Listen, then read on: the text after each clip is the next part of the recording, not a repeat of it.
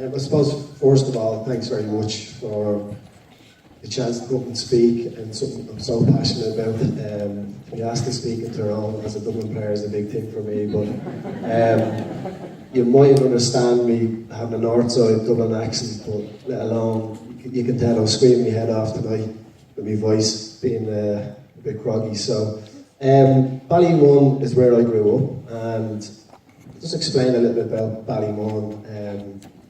Some of you might have heard of the area and might have heard of it through negative stories in the press. Ballymun was developed in the 80s because there was overcrowded tenements in the inner city, and this accommodation was meant to be the place to live in the country. And essentially what happened was they built it up, and it was developed and designed like a Celtic cross. The Ballymun Road went straight through it, which led up to the airport, and we had 4 different areas in the community. And I suppose it was a hub for drug addicts and certainly drug dealers to make a lot of money on vulnerable people. And we would have went through a very similar process to what the communities are, rural communities are right now. So unfortunately, there's been a huge negative stigma on the area because of people making the wrong choices in their life. I'll just tell you a little story about a kid growing up in Ballymun in an area called Slough. He always had a little bit of mischief about him when he was younger, and I'm sure there's some people in the audience tonight, some young people that have a little bit of mischief about us. But growing up, his parents would have seen at a very young age that he would have been put on the fire alarms in primary school and stuff like that. And he always hung around with an older group of guys to feel like he was cool, to feel like he had protection. And as I said, growing up in Ballymun at that era, it was very important that either you could handle yourself or you were able to have protection from older groups of people. And him and his 2 friends eventually started hanging around with this older group of guys, and they used to do errands for them. And how they get their protection would essentially be, for example, you'd have Ballymun is one community, and beside that you have Glasnevin. And for some reason, we could never understand that the kids over the wall, 5 minutes over the wall, would have a posher accent in us. So we used to call them poshies, okay? So these kids used to basically watch these posher kids get over the wall, and they'd be like gazelles, and they'd see them walking across the grass. And essentially what they used to do is, these posher kids used to come over the wall to get drugs. And they'd see the younger kids on the blocks, and they'd say, right, we'll go up and ask these younger kids to get drugs because they're not going to rip us off. And they'd go up, and these younger kids would send them down to the older group, and they'd take their money, and they'd send them on their way. So that's how they got their protection. And eventually, this kid that I'm talking about, at the age of 14, he would have started to take smaller drugs, like he would have smoked cannabis, ecstasy. Cocaine wasn't around that much back then. Acid was, and then heroin was the big hard drug that came into the area. And at the age of 14, him, his 2 younger friends, and one of the older guys in that group got into a lift shaft. And in Ballymun, in the lifts, you can go up the lift, and then once you get your destination, you open the door, you can close the front door and lock it from the top, meaning that nobody can get in. And the older guy said to the 3 kids, do you want a bit of this? And the 3 of them said, what is it? And he said, it's H. So they took it, they got out of the lift, they walked down the road, and one of them said to the other, what did we just take there? And he says, we took liquid hash. So they thought they took a smaller drug, they actually took heroin at the age of 14. And eventually, that kid went into taking harder drugs. And that older group that he used to pal around with, a lot of them got into crime, a lot of them ended up in prison, and I'd say 4 or 5 of them overdosed and died. And it got to the stage where his best friend overdosed, and the family basically said, look, we have to get him out of this environment, we have to get him out of the community. They thought that was the answer. So they sent him off to London. And it happened. He got clean. Why? Because at a young age, this kid associated with people that he thought was similar to him, to the messers, to the class clowns, to the people that up the mischief on the blocks. And when he went to London, he didn't have any of that. He didn't know anybody, so he became clean. Didn't know any addicts, didn't know any drug dealers. But what did he eventually do? He fell back into that pathway. And he fell back. He had no way of reintegrating into society in London, so he became an addict again. And he was on drugs in London for about 4 or 5 years, and he struggled, got clean a couple of times.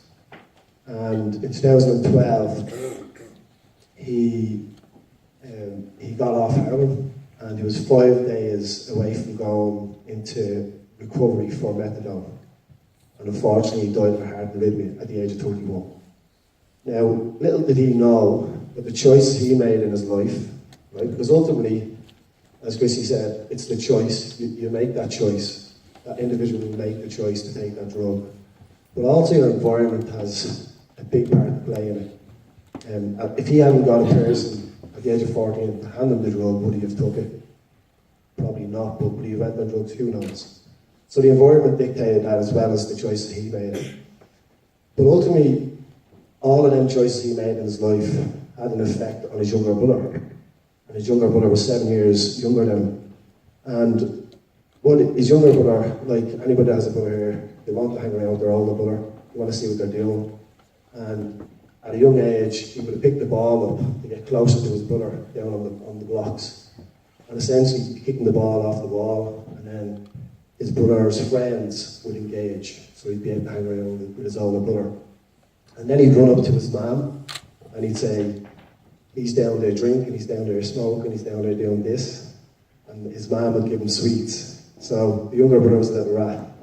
He's a little squealer. You say squealer up here, you say rats down in Dublin.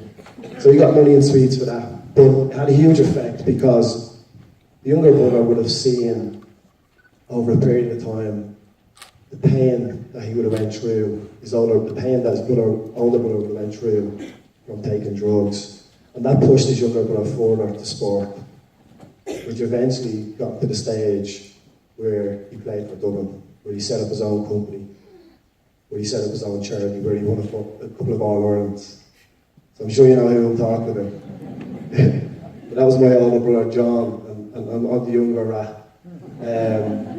So, you know, the thing is, a lot of people, when you mention Ballymun, would probably say it's tougher. Even tonight I got reminded about Ballymun, by the way. I won't tell you which player reminded me of it. Mentioned, yeah, go on Ballymun. So, but it's constantly, I suppose, I'm constantly trying to champion the area for the good that's in it. And there's so much good in it. I love the area. It shaped me to be who I am today. I use all the negativity as opportunities. My brother John's addiction certainly shaped who I am. Ballymun shaped who I am. And although it has a lot of negative flaws, like a lot of communities, I'm very proud to be from the area of Ballymun.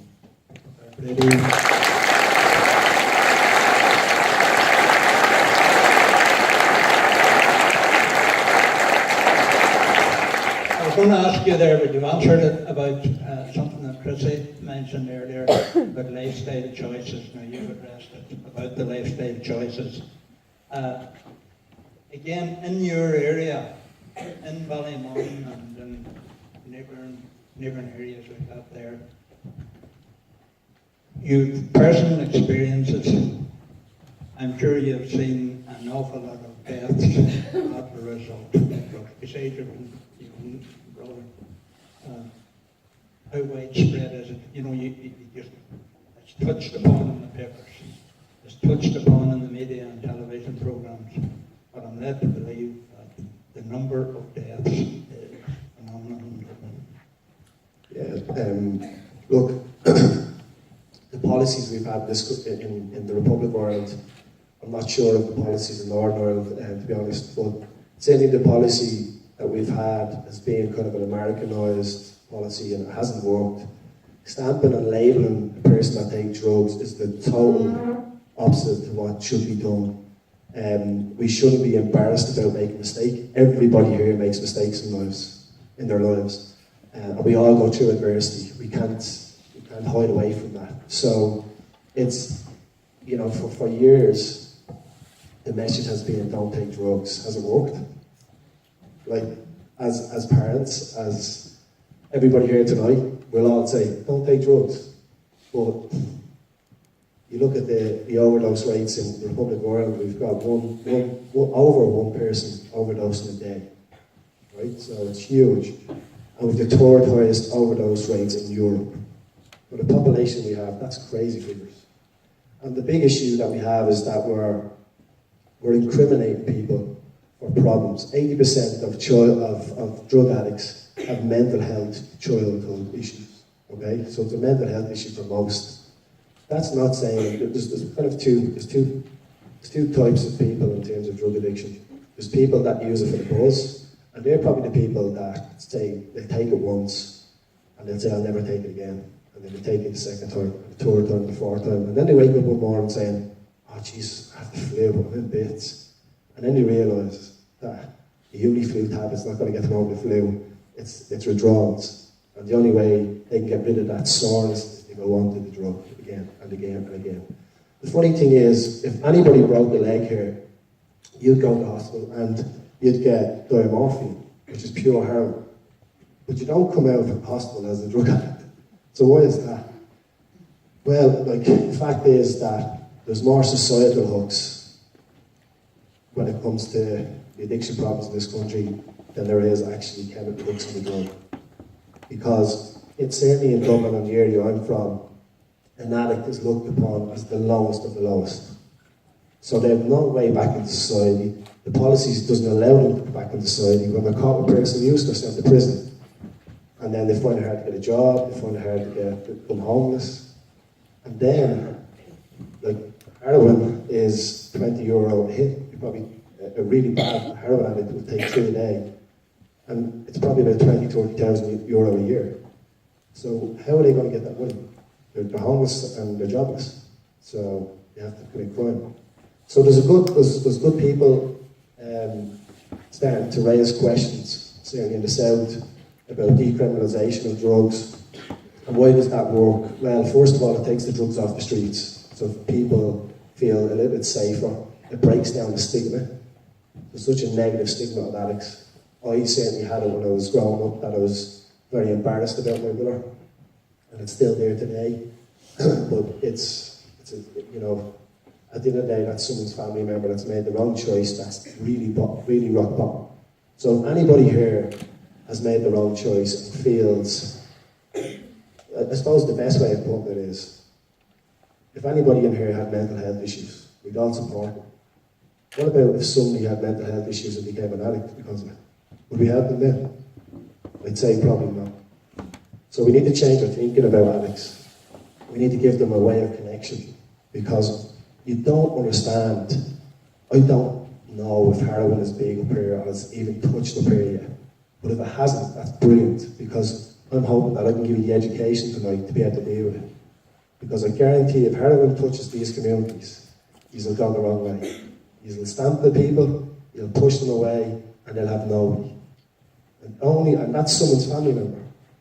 We can't just let them go and push them aside to die. That's just not what we are in terms of humanity.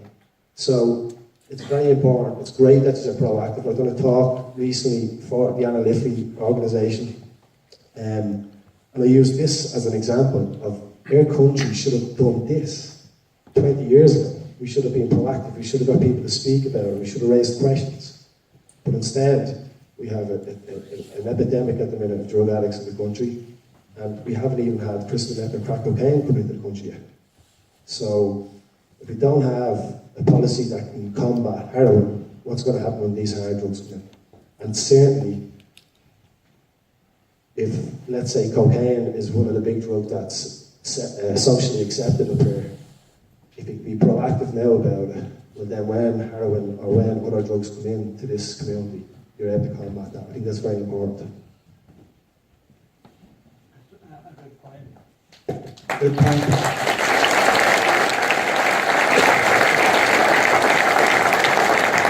you say that drug addicts are regarded in your area as the lowest of the low. I think when people talk about drugs, they think of the dealers as being the lowest of the low. But to what extent do the dealers manipulate addicts to become dealers, to finance their habit and to spread the network? I think Dublin is extremely different to the rural communities that's scattered around the country, and certainly from the Northern Ireland. My dad's from Belfast, so I hope I can speak a little bit about the way it was policed up here years ago, in terms of self-policed by maybe Republicans and stuff like that. But maybe that's not there anymore. But in Dublin, it's crazy. It's crazy because it's such a hard cycle to break.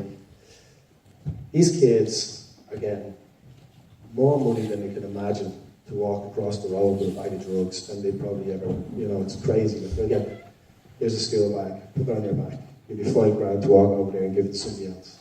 Like, it's much easier choice for them. And it comes back to the thing I'm talking about, my brother, the choice he had, and they borrowed him to control his choices as well.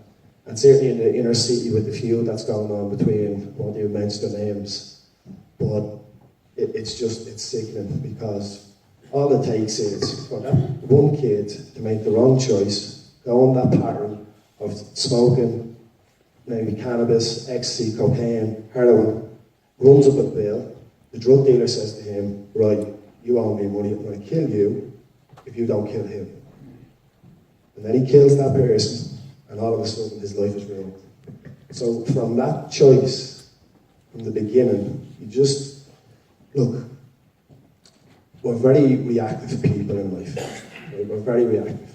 Like, I own gyms, and I see it all the time. People come to the gym and they're fat. Why didn't you eat healthy at the beginning? You wouldn't have to spend money on the gym. And it's the same with people that take drugs. They don't realise the pattern of life they're going to go on. They don't realise that, you think you're cool taking the drug, and you're the one that's going to say, I'm not going to go and be a heroin addict. My group of friends looked at my brother's group of friends and said, we'll never end up like them. And they did. They all did. I have a friend, one of my best friends in prison, for tiger kidnapping. I have one of my best friends, I have another friend in prison for murder. And I've got two friends in prison for drugs. They've been caught with huge amounts of drugs. And I do a lot of work with the West Wing and Mount Joy, and that's basically the prisoners that are about to reintegrate into society. And I walked in one day, the first day to talk to them, and I sat down, and the guy was asking me questions, and I said, listen lads, I have a story to tell, but there's 6 of the lads in front of me in it, so I can't tell you it. So look, you're probably looking at me and going, whoa, Jesus, I didn't realise it's so bad in Dublin and stuff like that, but it is, and it's great that you're being proactive as a community, not only as a GA club, but all the different sports clubs coming together. I think it's brilliant. You mentioned there a list of drugs, and you talked about progression. How automatic is that progression? If all these became available, is it a matter of needing more kicks? Is it a matter of needing more highs?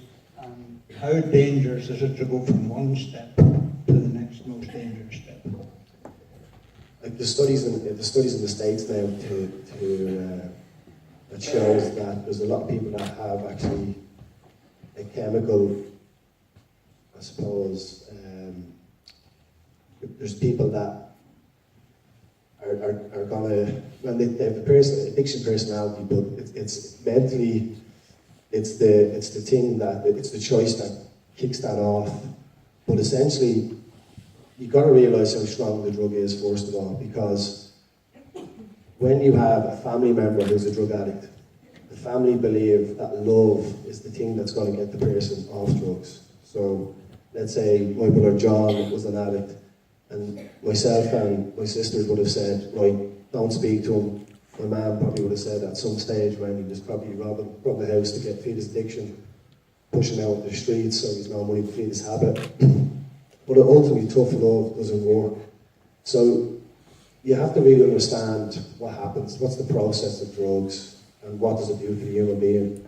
When you take a drug, let's say when you take nicotine, you get a release of dopamine and your brain then craves that all the time. Now, heroin is 20 times stronger, as a 20 times more powerful dopamine release than nicotine. That's how strong this is. So we're born, our brains are developed for survival, and billions of years ago, at Paleolithic times, we basically got up to feed ourselves. We went hunting, and nowadays we get up and we basically go hunting for money. Addicts get up and go hunting for drugs. That's how powerful it is. And love, which is the most powerful thing we have as human beings, is not strong enough. The drug is not strong. It's a little substance. It's more stronger than love. So, again, just as a society, you've got to understand that. You know, this thing where you go, sure, it was your choice. You've done it. It's your mistake. Leave it to it. You just got to understand what happens, what's the process in terms of the chemical process in the person. And it's very tough. And again, the only way they can get back in and off drugs is actually when they hit rock bottom. So when you become an addict, the only way you come off drugs is you hit rock bottom. And there's no other magic potion. It's just you hit rock bottom and you just have enough. And the only other thing that can stop people from slipping off the recovery program is connection, peer guidance, and obviously reintegration into society. Tragic story altogether. Just if you look, you can see around here an awful lot of young people here. Some red hard tickets as well in the background there. But all these young ones here, you talk about a rural situation, you know, where we are here. It's different from the urban areas, it's different from the cities. But many of the problems are the same. If you were to pick out one or two bits of advice that you were to give to every young person sitting here today, what would they be? Let's start from a very young age, right? So, would we say we're a very negative country? Yeah? You're right, we are. So we have 60,000 thoughts a day. How many of them are negative? 80%. 80%, right? And 70% of our subconscious mind controls our thoughts. Okay, so you know that thing where you say, don't think of the pink elephant, and you think of the pink elephant? It's because your subconscious mind doesn't register the negative words like don't. Okay? So we are very negative, and it starts from when we're kids, okay? And then at the age from 0 to 6, 96% of kids have high self-esteem. And then from 6 to 18, 98% of kids have low self-esteem. So completely switches, right? So that essentially will dictate choices, okay? Because ultimately, we live a negative life. So Chrissy might mention this. Because we live a negative life, we want to push negativity onto others to make us feel positive, right? Like everybody here probably knows Conor McGregor, and we love him. But there's a little bit about him that we want him to fail. You know, there is. It's pissing us all off, so we want him to fail a little bit.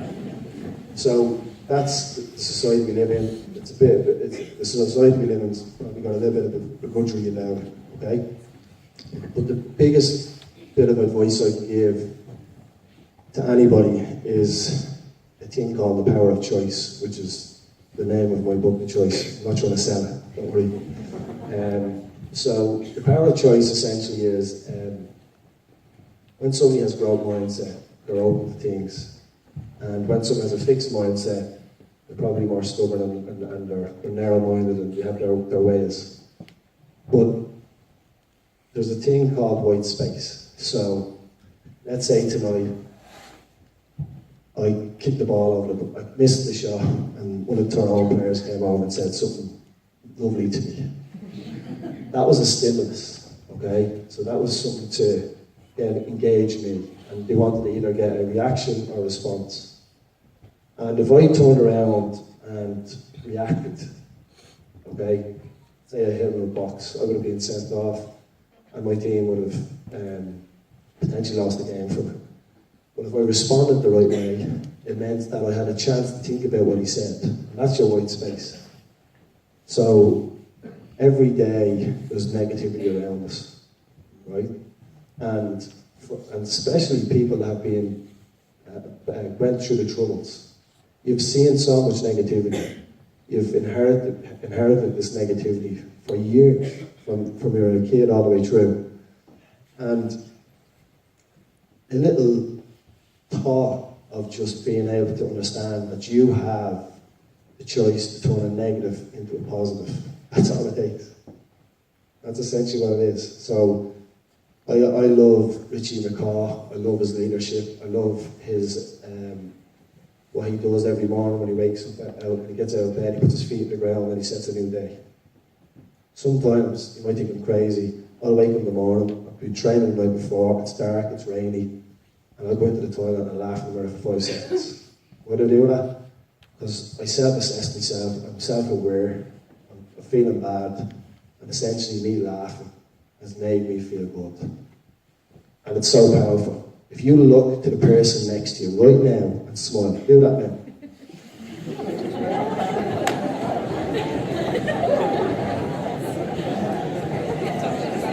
Because you look at me, right? So you can see how much positivity that's giving you. But could you imagine looking in the mirror at yourself and laughing? How funny and how positive you'd be. Because you think yourself, she's unbelievable bonkers here.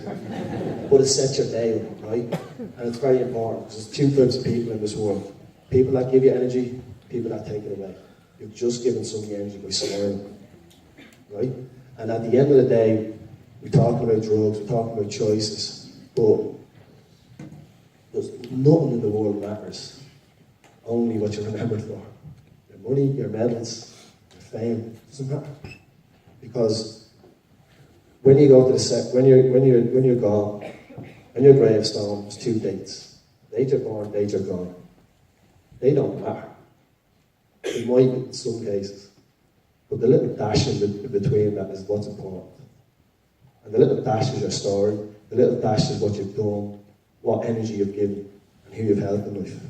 I'm very fortunate that in 2015, when I started speaking about my brother's issues, that I realised I get such a positive buzz out of helping people. Like, I could have easily said I didn't want to do this night in a match, but I love this. I love if one young person walked out tonight and understood how to react to another person, another peer that's taking drugs. That's what it's about. How can you help people in life? How can you give them energy? And that's what you'll be remembered for.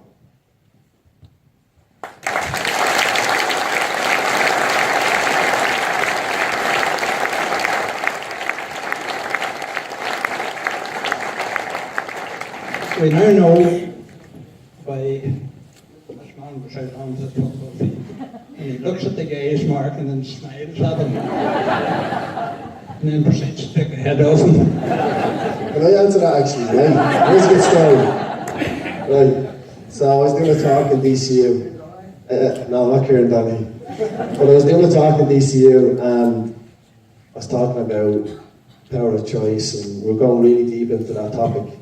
And at the end, we were asking some questions. And this guy, who I can say definitely didn't have a Dublin accent, says, "You're a dirty knacker on the pitch. That's not positive." And I went, Jesus Christ, here we go, right? So I said to him, listen, this is the way it works. This is the way I play football to get my place, to get my jersey. And if I get my jersey, then I can influence helping my team. If my team win, and we win competitions and we win all Irelands, I get a profile. If I get a profile, I can help people. So you might think it's negative, but there's a positive outcome to it. And I just shut up.